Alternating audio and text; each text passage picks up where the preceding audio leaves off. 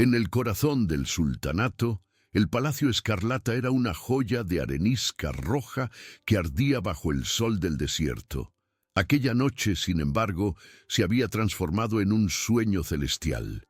Era el Festival de las Mil Linternas, y sus famosos jardines colgantes se habían convertido en un laberinto de maravillas. Miles de farolillos de seda, pintados con caligrafías de buena fortuna, flotaban en el aire como estrellas cautivas, arrojando un resplandor cálido y onírico sobre los patios de mármol.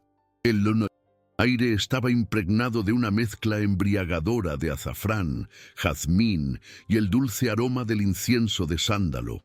El suave murmullo de las fuentes se entrelazaba con la delicada melodía de los laúdes, creando una sinfonía para los sentidos. Esta era la noche más importante del calendario social, un escenario donde se exhibía el poder y la riqueza con un abandono casi pecaminoso.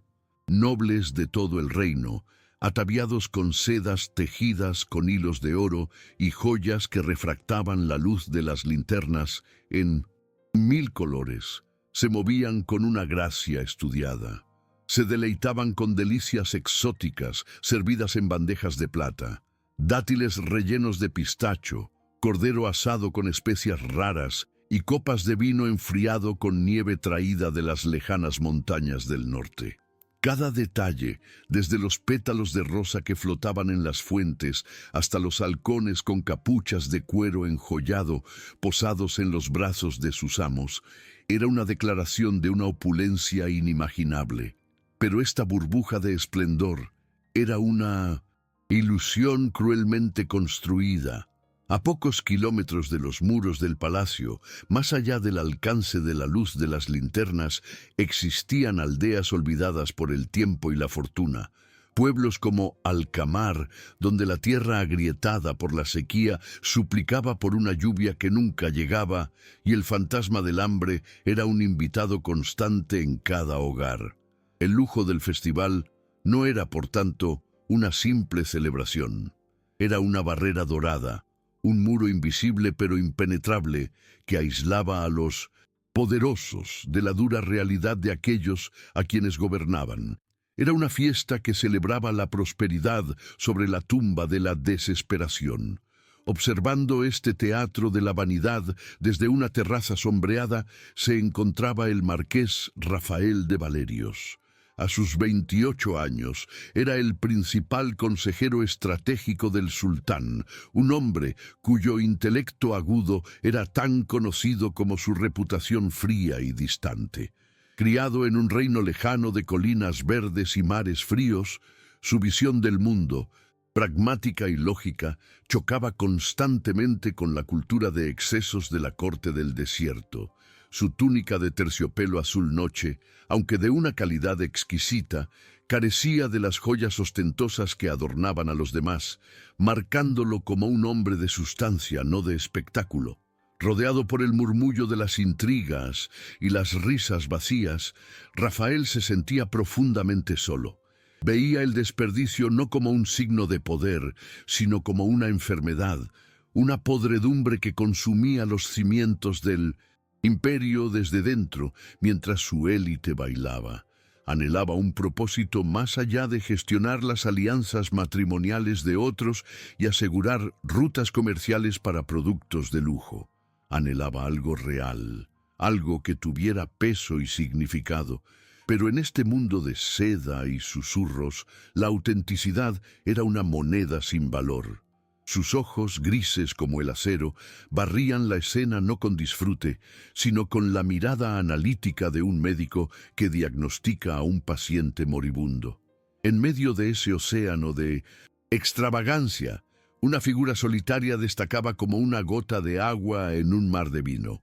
Era Amira, una joven de 19 años, hija del anciano de la aldea en ruinas de Alcamar. No era una invitada. Era una suplicante. Con la ayuda de un escriba de bajo rango que sentía una deuda de gratitud hacia su difunto padre, había conseguido entrar en la fiesta, aferrada a la desesperada creencia de que era su única oportunidad de llegar al sultán y pedir ayuda para su pueblo, que se enfrentaba a la extinción tras una plaga y una devastadora tormenta de arena años atrás. Su vestido, la mejor prenda que su aldea podía ofrecer, era de un simple algodón teñido con azafrán, un intento de emular el color dorado tan apreciado por la nobleza. Pero el tejido estaba visiblemente remendado en varios lugares, cada puntada un testimonio de la pobreza y la resiliencia de su gente. En sus pies descalzos llevaba unas sencillas sandalias de cuero gastado.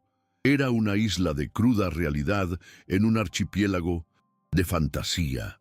Sus ojos, del color del topacio del desierto, absorbían la escena con una mezcla de asombro y una creciente desesperación, pero en su interior ardía la llama feroz de una misión sagrada. Con el corazón martilleándole en el pecho, Amira intentó acercarse a varios nobles, buscando una mirada compasiva, una oportunidad para contar su historia. Pero fue en vano. La apartaban con un gesto displicente de la mano. Sus miradas se deslizaban sobre ella como si fuera invisible. O peor aún, la miraban con un desdén apenas disimulado por su atuendo. Para ellos, ella no era una persona, sino una mancha en la perfecta tapicería de su celebración. La escala de la indiferencia era abrumadora, y el peso de la esperanza de todo su pueblo sobre sus hombros se sentía cada vez más insoportable. Fue entonces cuando el duque Farid la vio, un hombre cuya arrogancia solo era superada por su vanidad y un conocido rival político del marqués Rafael. Vio en la humilde figura de Amira una oportunidad perfecta para su entretenimiento nocturno. Con una sonrisa cruel se acercó a ella, seguido por su séquito de aduladores. «¿Pero qué tenemos aquí?», proclamó con una voz lo suficientemente alta como para atraer la atención de los que estaban cerca. «Un pequeño gorrión del desierto que ha perdido su camino hacia nuestro nido dorado. Dime, niña, ¿viniste a barrer las migas de nuestra mesa?». La risa de sus compañeros fue como un latigazo. Amira se mantuvo erguida, su orgullo la única armadura que poseía. «Mi nombre es Amira de Alcamar, su excelencia. He venido a hablar con el sultán en nombre de mi pueblo». La respuesta, digna y directa, solo pareció divertir más al duque. «Ah, una embajadora», se burló. «Entonces debes permitirme ofrecerte una libación digna de tu rango». Con un movimiento teatral y deliberadamente torpe, inclinó su copa de vino tinto, derramando su contenido oscuro sobre la parte delantera del vestido de Amira. El vino empapó la tela de azafrán, creando una mancha y húmeda que se extendió como una herida. «¡Oh, qué torpe soy!», exclamó el duque con falsa consternación. «Parece que la suciedad del desierto te ha seguido hasta aquí». La crueldad del acto y las palabras que lo acompañaron rompieron el hechizo de la fiesta. La música pareció vacilar y un círculo de espectadores se formó alrededor de ellos, sus rostros una mezcla de diversión y desprecio. Amira se quedó paralizada, el calor de la humillación subiendo a sus mejillas. La mancha de vino no era solo una mancha. Era un símbolo de su fracaso, una marca de vergüenza sobre ella y sobre la desesperada petición de su pueblo. Por primera vez esa noche, su espíritu inquebrantable amenazó con hacerse añicos. Pero no todos reían. Desde su terraza, el marqués Rafael había observado la escena con un creciente disgusto que se convirtió en una furia helada. Dejó su copa con un golpe seco y descendió los escalones, moviéndose a través de la multitud con un propósito silencioso que hizo que la gente se apartara a su paso. No se dirigió al duque, ignoró por completo al perpetrador y a los espectadores. Sus ojos grises estaban fijos únicamente en la figura temblorosa de Amira. Una noche de opulencia se convierte en un campo de batalla para la dignidad. Suscríbete para descubrir cómo un manto de terciopelo puede cambiar un destino. Y cuéntanos desde qué parte del mundo nos acompañas. El marqués Rafael llegó ante Amira, y en su rostro no había piedad, sino una furia fría y contenida dirigida a la crueldad de la corte. Sin pronunciar una palabra, se despojó de su propio manto, una magnífica pieza de terciopelo azul noche, tan oscuro como el cielo del desierto, y bordado con hilos de plata que formaban sutiles constelaciones. Con un gesto deliberado, lo colocó sobre los hombros temblorosos de Amira. El peso de la lujosa tela, su calor y su sutil aroma a sándalo y cuero la envolvieron, cubriendo la horrible mancha de vino. Fue un acto de caballerosidad tan inesperado y tan público que silenció a la multitud. Por un instante, Amira no fue una campesina humillada, sino una figura enigmática envuelta en el firmamento. Solo entonces, después de haberle devuelto la dignidad, Rafael se giró para enfrentar al duque Farid. Su mirada era como dos esquirlas de hielo, y su voz, aunque baja, cortó el aire con una precisión mortal. «Su excelencia tiene un talento notable para derramar vino», dijo, cada palabra destilando un desprecio glacial. «Un día, quizás, aprenderá a derramar compasión». La humillación fue devuelta con un golpe certero y elegante. Sin esperar respuesta, Rafael le ofreció su brazo a la atónita Amira. «Permítame, señorita». Ignorando los jadeos de incredulidad y las miradas furiosas de la nobleza, la guió con calma lejos del centro de la fiesta, declarando ante todos que ella estaba, a partir de ese momento, bajo su protección. La llevó a un balcón aislado, lejos de las miradas curiosas, donde el único sonido era el murmullo del viento del desierto. Mientras caminaban, la mente de Rafael retrocedió a su lejana tierra natal, un lugar de costas rocosas y vientos fríos donde la ostentación era vista como una debilidad. Recordó a su padre, un erudito y no un guerrero, quien le enseñó que el mayor crimen de un líder era el desperdicio, pues cada moneda malgastada era un trozo de pan robado de la boca de un niño. Ver la extravagancia del festival mientras sabía que existían aldeas como Alcamar era una ofensa directa a los principios más profundos que le habían sido inculcados. Envuelva en la calidez del manto, Amira también fue asaltada por los recuerdos. Recordó a su propio padre, el anciano de Alcamar, enseñándole a leer la tierra, a encontrar agua donde otros solo veían arena, a conocer el nombre de cada estrella. Recordó su aldea, no como las ruinas que eran ahora, sino como un lugar vibrante, lleno de risas durante la cosecha de dátiles. Luego vino la plaga, que se llevó a tantos, y la gran tormenta de arena que enterró sus pozos y sus campos. Esta misión desesperada no era solo suya, era el cumplimiento de una promesa hecha a su padre en su lecho de muerte, que nunca dejaría que el nombre de Alcamar se convirtiera en polvo. En el balcón, bajo la atenta mirada de las estrellas reales, Rafael rompió el silencio. «¿Cuál es tu historia?», preguntó. Su tono no era el de un noble condescendiente, sino el de un estratega que recopila información. Amira, desconfiada al principio, se encontró a sí misma hablando. Le contó sobre la plaga, la tormenta, la lucha de su pueblo. Él la escuchaba con una atención intensa, interrumpiéndola solo para hacer preguntas precisas. ¿Cuántas familias quedaban? ¿Dónde estaban ubicados los antiguos pozos? ¿Qué recursos necesitaban con más urgencia? No ofrecía compasión vacía, sino el respeto de un intelecto que reconocía la gravedad de un problema que necesitaba solución. Este enfoque inesperado comenzó a derretir el hielo de su recelo. Mientras Amira hablaba, Rafael sintió algo cambiar dentro de él. La historia de Alcamar no era solo una tragedia, era un desafío, un problema estratégico y moral que encendió una chispa en su alma desilusionada. Este era el propósito real que había estado anhelando. no defender las arcas de un sultán, sino defender la vida de su gente. En ese momento tomó una decisión consciente. Ayudar a esta joven no sería un simple acto de caridad para limpiar su conciencia, se convertiría en su causa.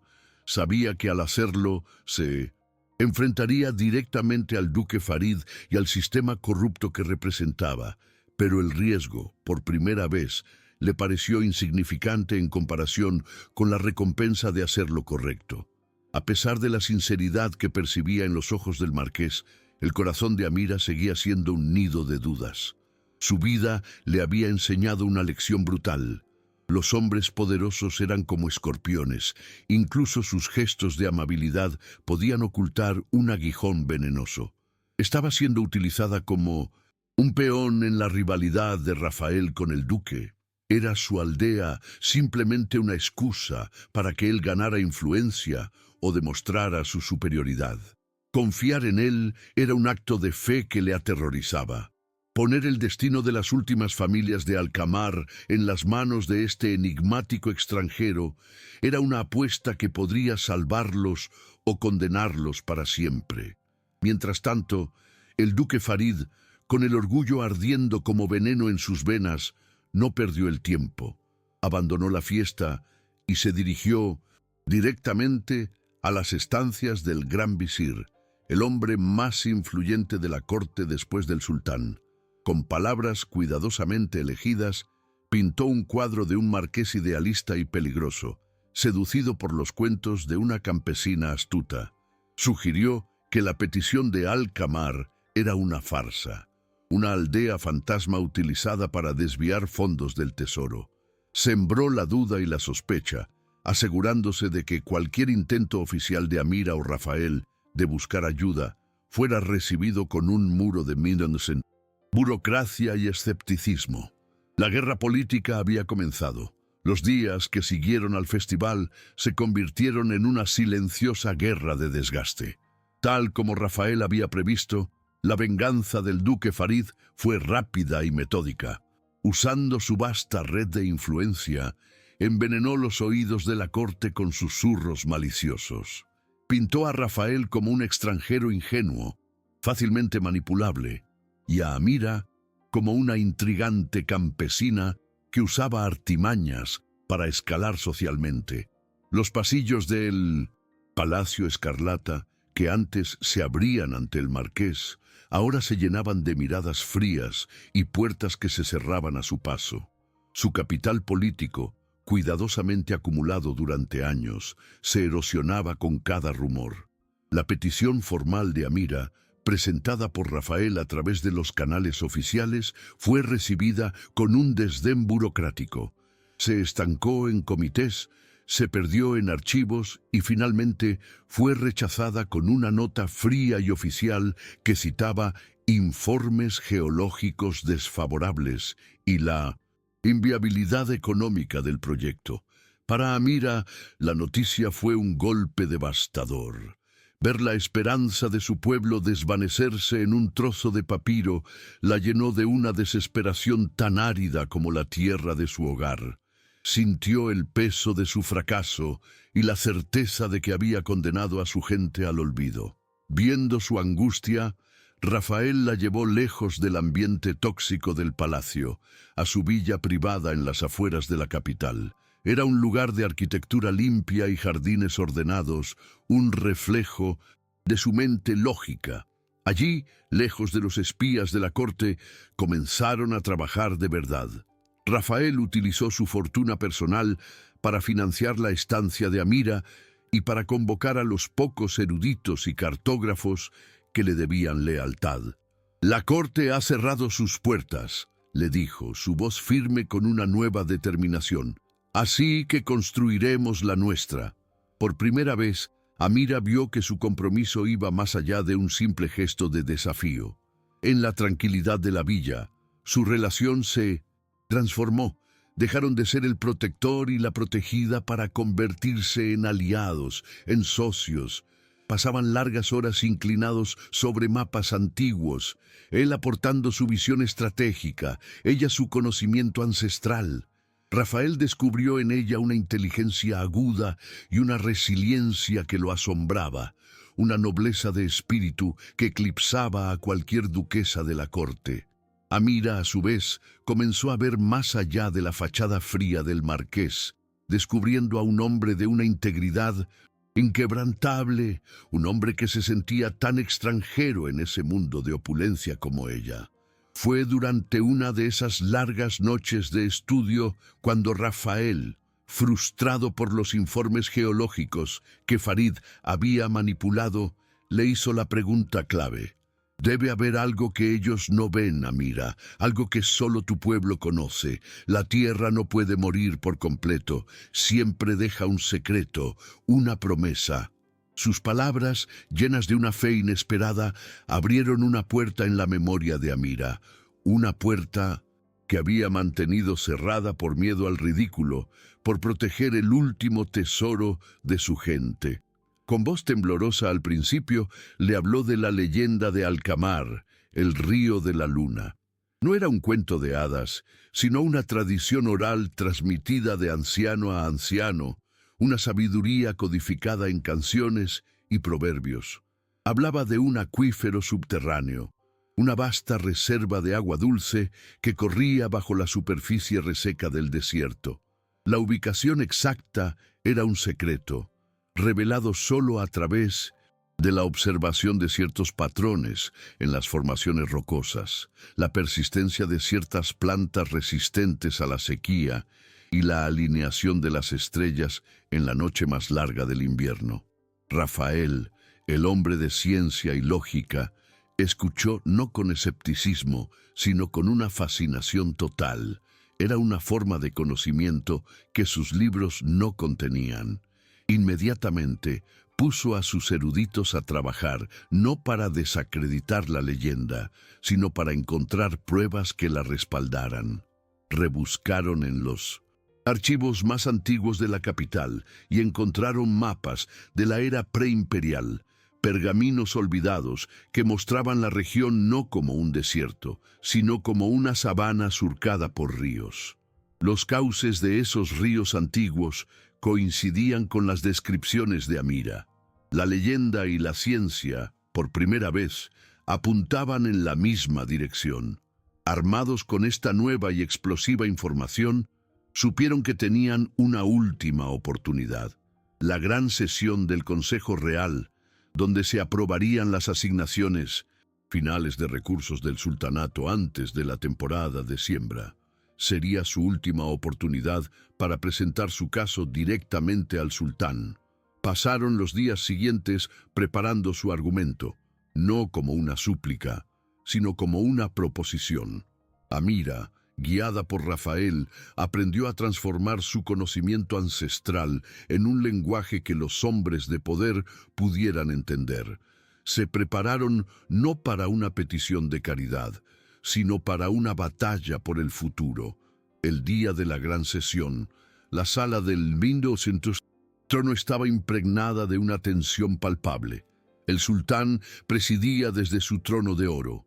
Un hombre mayor cuyo rostro cansado revelaba su aversión al conflicto. El duque Farid estaba presente, sentado en un lugar de honor, su rostro rebosante de una confianza arrogante. Cuando Rafael y Amira entraron, un murmullo recorrió la sala. Su alianza se había convertido en el escándalo de la temporada, y todos esperaban presenciar el acto final de su caída. Amira sintió el peso de cientos de miradas hostiles, pero la presencia tranquila de Rafael a su lado era un ancla. El duque Farid tomó la palabra primero. Con una elocuencia ensayada, presentó un resumen de sus hallazgos.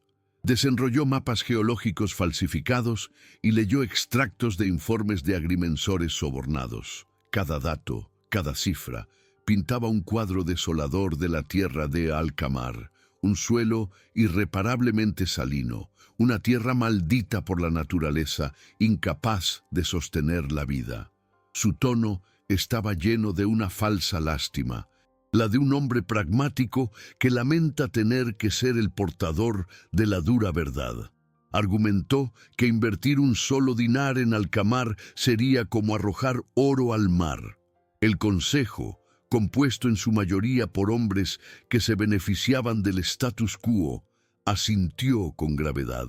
Los argumentos del duque eran lógicos, estaban respaldados por pruebas y apelaban a la prudencia fiscal del sultán. El propio sultán, un hombre más preocupado por el equilibrio del tesoro que por las leyendas campesinas, pareció convencido. Miró a Amira con una mezcla de irritación y lástima y se aclaró la garganta, preparándose para emitir su veredicto final. En ese instante, el futuro de Alcamar estaba a punto de ser sellado y enterrado bajo el peso de la mentira. Pero antes de que el sultán pudiera hablar, Rafael dio un paso al frente. «Gran sultán», dijo su voz, tranquila pero resonante, captando la atención de toda la sala. «Ruego su indulgencia para una última palabra, no de mí, un consejero que ha caído en desgracia, sino de la propia tierra, que desea hablar a través de la voz de su más fiel hija». Con un gesto, invitó a Amira a pasar al centro de la sala. Un jadeo de asombro recorrió a los consejeros. Que una mujer, y además una plebeya, se dirigiera al Gran Consejo era una ruptura de protocolo tan escandalosa que todos se quedaron sin aliento, esperando la inevitable reprimenda del sultán. Amira avanzó. No era la joven asustada del festival. Llevaba un vestido sencillo pero digno, de un azul profundo que recordaba al manto de Rafael, el cual seguía llevando sobre los hombros como una armadura de honor. Su cabello estaba recogido, revelando un rostro en el que ya no había miedo, sino la autoridad serena de quien está a punto de decir una verdad innegable. Se detuvo en el centro del suelo de mosaico, se inclinó respetuosamente ante el sultán y luego levantó la vista, su mirada de topacio encontrando y sosteniendo la de cada hombre en esa sala. Su voz, cuando habló, no fue ni alta ni suplicante. Era clara, mesurada y llena de una fuerza tranquila que obligó a todos a escuchar. «Honorables señores, sultán magnífico», comenzó. «Han escuchado informes que hablan de mi hogar como una tierra muerta. Pero esos informes fueron escritos por hombres que solo ven la superficie, que solo entienden el lenguaje de la tinta y el papel. Mi pueblo y yo leemos un libro más antiguo, el libro de la propia tierra. Su calma y su elocuencia eran tan inesperadas que el duque Farid la miró con nueva y alarmada atención. El duque Farid les ha mostrado mapas de arena y sal», continuó Amira, su voz ganando confianza con cada palabra, pero se ha olvidado de leer las señales, la tenacidad de la acacia espinosa, la dirección en que crecen las raíces del tamarisco, la forma en que el aire se enfría al anochecer sobre ciertas formaciones rocosas. Son el lenguaje secreto del desierto, un lenguaje que habla de una promesa oculta bajo nuestros pies. Estaba transformando su ignorancia de campesina en una forma de sabiduría superior, una que ellos, en toda su opulencia, no podían comprender. Y entonces llegó al corazón de su argumento, su voz resonando con el orgullo de generaciones. «Ustedes nos han juzgado por nuestras ropas remendadas y nuestra piel curtida por el sol. Han visto la pobreza de nuestra superficie y han asumido que no tenemos nada de valor. Pero se han olvidado de que la verdadera riqueza del desierto no es el oro ni las especias que llenan sus arcas. La verdadera riqueza es el agua, y nosotros», hizo una pausa, su mirada desafiante, «sabemos dónde encontrarla». La audacia de su declaración dejó a la sala en un silencio atónito. El duque Farid fue el primero en romper el hechizo, soltando una carcajada fuerte y despectiva. «¿Agua?», se burló. «¿Ahora nos contarás cuentos de hadas sobre ríos mágicos, niña? Esto es el consejo real, no la tienda de un cuentacuentos». Varios consejeros se unieron a su risa, aliviados de poder desestimar una idea tan radical. La tensión se rompió y el momento de Amira pareció perdido, su sabiduría a punto de ser ahogada por el cinismo del poder. Pero antes de que la burla pudiera afianzarse, Rafael se movió. Se colocó al lado de Amira, poniendo una mano firme y tranquilizadora sobre su hombro, un gesto público de solidaridad inquebrantable. La palabra de Lady Amira, declaró, su voz resonando con una convicción que silenció las risas, es más valiosa que todo el oro de este palacio, porque está arraigada en la verdad de la tierra, no en la falsedad de los hombres. Miró directamente al sultán, su mirada ardiendo con la intensidad de su apuesta final. Y apuesto mi vida por ello, concluyó Rafael, su voz resonando en el silencio absoluto. Gran sultán, no le pido que gaste un solo dinar del tesoro. Denme permiso para liderar una expedición, financiada con mi propia fortuna. Si Lady Amira se equivoca y no encontramos nada, tomen mi título, mis tierras y mi cabeza como pago por su tiempo. Perdido.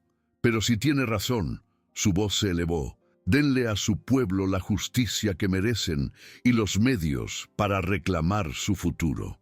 El desafío quedó suspendido en el aire.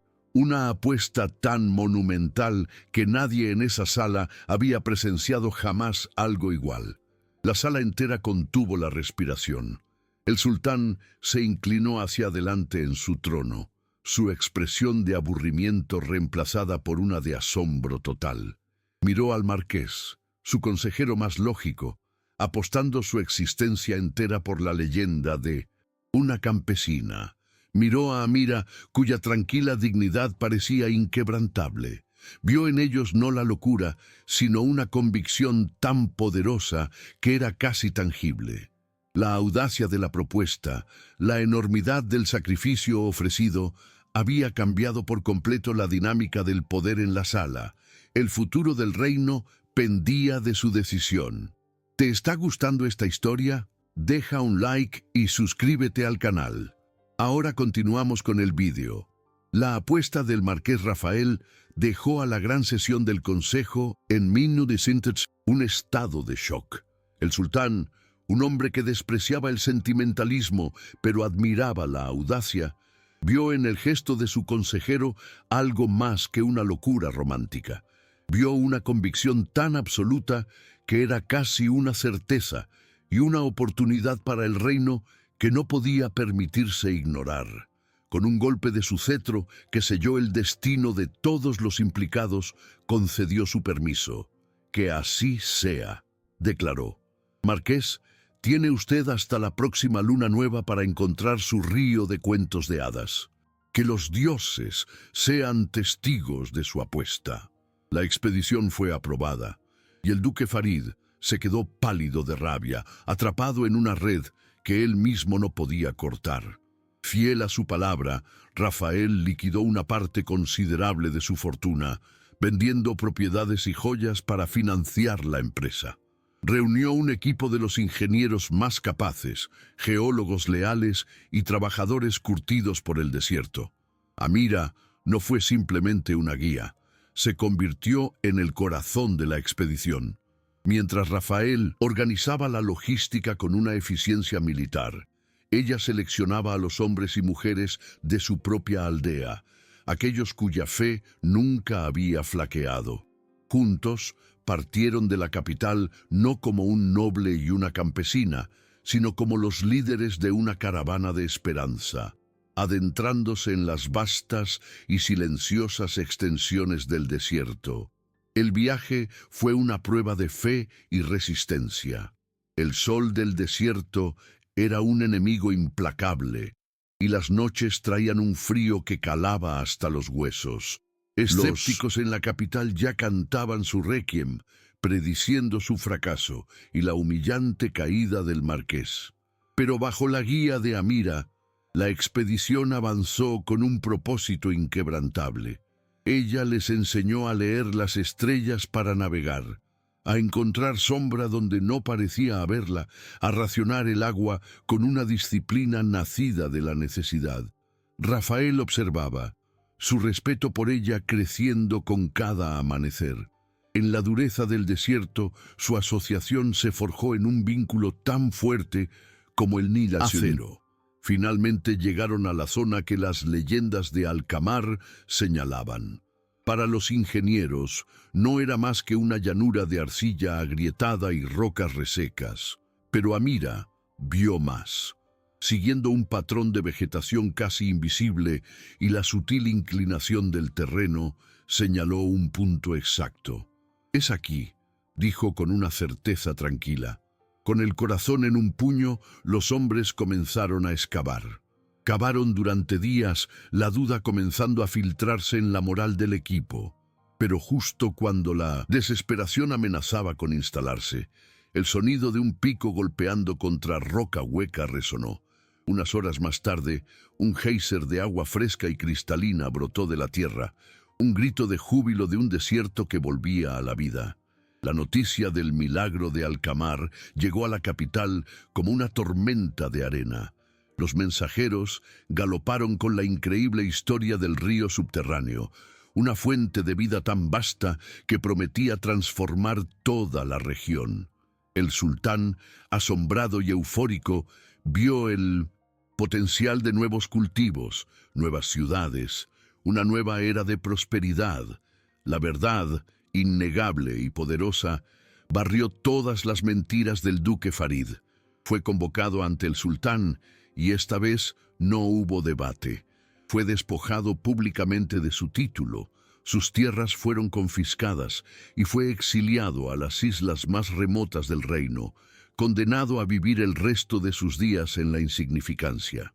Fiel a su promesa, el sultán no solo honró la apuesta de Rafael, sino que la superó. Otorgó a Amira el título de guardiana del oasis de la Luna Nueva y le concedió la autoridad y los recursos del Estado para supervisar la reconstrucción de Alcamar y las tierras circundantes. Ya no era una suplicante que pedía migajas de la mesa del poder. Se había convertido en una líder regional por derecho propio, su sabiduría ancestral ahora reconocida como un tesoro del reino. Su pueblo, que había estado al borde de la extinción, ahora tenía un futuro asegurado bajo la guía de su hija más valiente.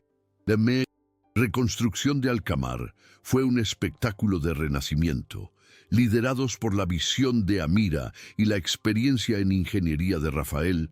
Se cavaron canales que llevaron el agua a la tierra sedienta. Pronto, los brotes verdes de cebada y trigo comenzaron a salpicar el paisaje ocre. Se construyeron nuevas casas de adobe, no en el estilo desordenado del antiguo pueblo, sino en un diseño armonioso alrededor de la nueva fuente de vida. Familias de otras aldeas afectadas por la sequía comenzaron a llegar, atraídas por la promesa de agua y un liderazgo justo. Alcamar no solo estaba siendo reconstruido, estaba renaciendo como el corazón de un nuevo y próspero territorio. En medio de este torbellino de actividad, Rafael encontró la paz que nunca había conocido en la corte. Renunció a su puesto como principal consejero estratégico para consternación del sultán y aceptó un nuevo título: ingeniero real del proyecto Alcamar. Descubrió una alegría profunda y satisfactoria en el trabajo tangible. Diseñar un acueducto, planificar un sistema de riego, ver los resultados de su esfuerzo crecer literalmente desde el suelo. La desilusión que lo había atormentado durante años se disolvió bajo el sol del desierto, reemplazada por un propósito claro y resonante. Estaba construyendo un futuro, no solo gestionando un presente estancado. El respeto y la admiración mutua que sentían Amira y Rafael, forjados en la adversidad y un propósito compartido, florecieron naturalmente en un amor profundo y duradero. No era la pasión febril de los poemas de la corte, sino algo más fuerte, una asociación de almas que se complementaban perfectamente. Su boda no fue un evento de estado, sino una celebración alegre con la gente de Alcamar, bajo un cielo lleno de estrellas y al son de la música de su pueblo. Su unión fue el símbolo final de la fusión de dos mundos, la sabiduría de la tierra y la estrategia de la razón, unidas para crear un futuro mejor. 3 años después, Alcamar era irreconocible. Donde antes solo había arena y ruinas, ahora se extendía una ciudad próspera y verde, un oasis vibrante que era la envidia de la región. Los campos de cultivo se mecían con la brisa, y el sonido del agua corriendo por los canales era la banda sonora constante de la vida. Esa noche se celebraba el Festival de las 1000 Lanternas, una tradición que Amira y Rafael habían traído a su nuevo hogar. Pero aquí, su significado había cambiado. Las linternas no eran un alarde de riqueza, sino un símbolo de gratitud por la resiliencia y la esperanza. Amira y Rafael, ahora padres de 2 niños pequeños, observaban la celebración desde el balcón de su casa, una construcción elegante pero modesta. Él ya no era el marqués frío y distante. La alegría había suavizado los bordes de su rostro. Ella no era la joven desesperada, era una líder serena y segura, venerada por su pueblo. Vieron a sus hijos correr hacia la plaza del pueblo, llevando con cuidado una pequeña linterna de papel que habían hecho ellos mismos.